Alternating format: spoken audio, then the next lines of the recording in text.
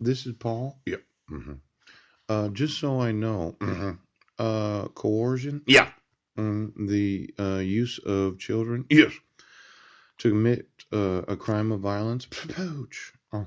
mm. Now, 1:28 p.m. I really thought about my mental health evaluation. Yeah. That I was going to have on August 30th of 2016. Yeah. Uh-huh. Mhm. Now, it says here, ouch, 1:54 p.m. Now, 24 minutes would be 1:54. No, 26 minutes would be 1:54. Yeah. Huh? Isn't it fun? Yeah. That you answered. Paul Budnick wrote, yes, at 1:28 p.m. Poo-poo, poo-poo, poo-poo. Within 26 minutes. Yeah. hmm Um, I need to reschedule tomorrow's mental health evaluation. Yeah. No rescheduling. No. No, that's something we don't do. Rescheduling. You be there tomorrow. At the mental health evaluation. Yeah. I don't want the court, yes, to decide. He needs to issue a warrant for you. Just be there. Yeah. Now, Judge Porter. Yeah. Is there a reason why right now I would ever sign a release? Yes. Unless you were using my sons as leverage. Yeah.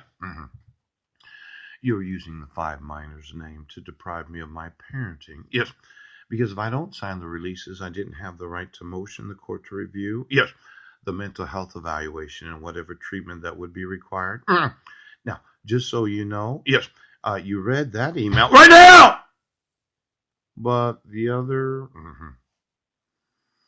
30 days a month times 9 months, that would have been, 30 times 9, 270 times approximately 4 a day. Yeah. The other 1,000 emails you didn't remember. The other 1,000 you didn't respond to. But you were reading all of them and you were depriving me of my rights. Yes. Now, we're using children to coerce individuals to having to sign releases. Yes. That they actually they they acknowledge that they're perpetrators of domestic violence and child abuse. Yeah. When they issue or when they entered into diversion. Yeah. I was to completely deny, yes, anything that I experienced on Guam, yes, or any of the reasons for being on probation. Yeah. That you were actually using my sons as leverage. Yeah. To get me to do something that I had the full knowledge that there was no possible reason I would ever have to do. Yes. Except for some sort of false accusation of my wife. Yeah. But you would never give me any of the accusations against me. Yeah. Because you just wanted me to do what you said. Right now.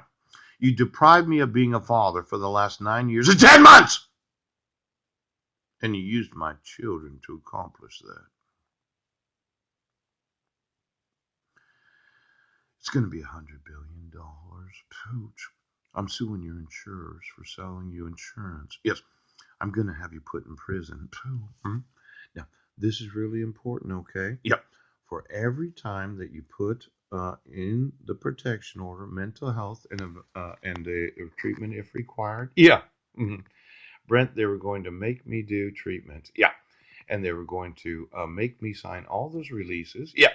And then that would have denied me any of the actual benefits of having my record expunged on Guam. The expungement would have meant nothing if I'd signed those releases. It's an admission of guilt. Yes, that what my wife did to me on Guam. That I would have to do the domestic violence prevention. Yes, Foreign Protection Order of Full Faith and Credit Act. Oh. And then Uniform Recognition and Enforcement of Canadian Domestic Violence Protection Orders Act. Yeah. Reciprocity Agreement with Canada. State registered partners. Yeah. Now, let's just look at it for one more time. Yes. When I read through these, you are using my sons to obligate me to admit to crimes that I didn't commit. Minor children being used to commit the crime of violence. Yes.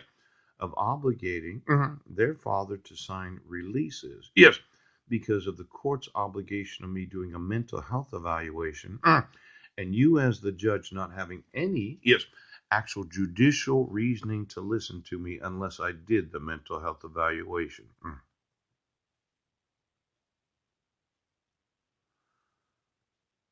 You used my sons to cause me to be homeless for the last 9 years, because I wouldn't admit to being a perpetrator of domestic violence, child abuse, assault. I refused to sign releases that would have required me to enter the domestic violence perpetrator program. And for me to have to do a mental health evaluation, yes, I would have had to sign a document, yes, acknowledging that I had some sort of mental illness, yes, so that you could do an evaluation, because you kept my sons from me, yes, because of your use of coercion, yes, malice, abuse of judicial process.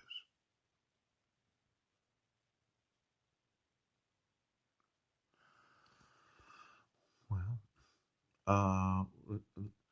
uh, let's look at it for just a second.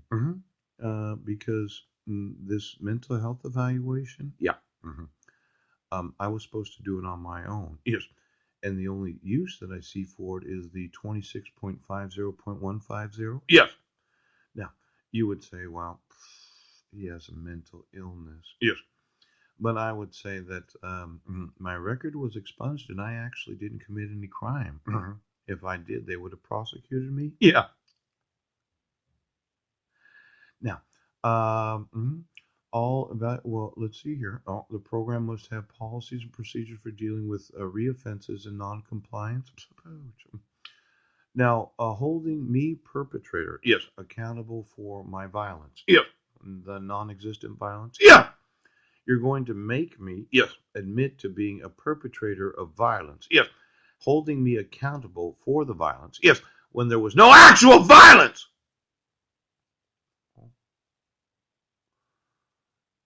What behavior am I going to change? Yes, if I didn't commit a crime. What acknowledgement or accountability do I have for any violence? Yes, when I wasn't violent. Yes, what possible? Oh!